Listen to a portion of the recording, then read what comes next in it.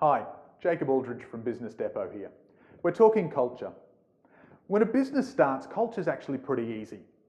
You, your business partners are all fairly similar people. You like each other. That's why you've gone into business. A lot of your first clients are probably people you like as well. And you hire staff that you get along with. They like you, they're similar to you, and that also means that they like your clients and your clients like them. It's as a business grows that culture starts to become a challenge. What I encourage my clients to do is make sure that they address culture before it becomes a problem. And it's actually quite simple to get the framework for culture mapped out within a business. Implementing it, like implementing any strategy, can take a little bit longer. The first thing you need to realize about culture is that it's not something that sits separate to all of the other functions in your business. It actually underpins and guides all of those other functions. So if you think that culture is Friday afternoon drinks or quarterly paintball sessions with the team, then you've got to understand that we need to shift culture from the periphery to the center of your business. How do you do that? Well, we go through this process. The first question we want to ask is who? Who are your ideal team members? Hopefully, if you have a look at your team today, they're all people that you want to work with for a long time moving into the future.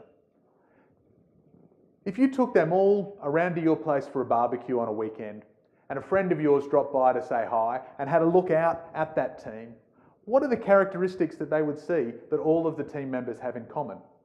What is it about the people that you've recruited so far that you like?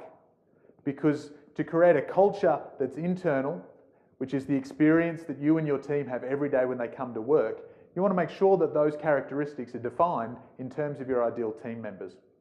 When recruiting, this is really the first filter you want to apply to any potential recruits. Yes, you want to look at skills that they've got, perhaps relationships that they may bring, but if they don't fit your idea of who is going to build your business, then they're not going to fit in, they're only going to create problems. So it starts with understanding who your ideal team members are, and then either for yourself, your business partners, leadership team, or even the whole business, sitting down and having a detailed conversation about why you're really in business. And a lot of people say, well, I'm in business to make money, and that's obviously important, but beyond the money. Finances are a means to an end. Now, maybe you do have some big philanthropic vision. Maybe you do have a desire to change the industry. Perhaps, like most Australian business owners, it really is just that you want to create a better life for your family and for your employees and clients. Whatever it is, understanding that purpose, getting that documented, gives you a simple, clear filter. I'd encourage you to make that very, very short, possibly even one line. I've seen some that are a couple of words, and that means that they are easy to remember and apply for the team. What is about your core values? Limit them to between 3 and 5 core values. I've seen some businesses that have got a dozen of them, and yet if you ask anyone in the business, including the CEO, to name them, they can't. It's just too many for people to remember. And if your team can't remember the values, they're not applying them day to day to their decision making. Having a short number of clear values that are meaningful and defined will make a real difference to your team living the values and therefore the culture day to day. One of the best pieces of advice I ever got around culture was that at the pinnacle of every business is not the CEO or the business owner, it's these values. While everybody else may report up to the business owner reports to the values. If they're clear, and if you can link all of your decision making back to those values, then the team will understand them, will live them, and your business will thrive. Lastly is how. How do you implement this culture? Because it's very difficult to sit down with someone and say, oh, that's not our purpose, or that decision you made last week doesn't really live up to our value of integrity or honesty.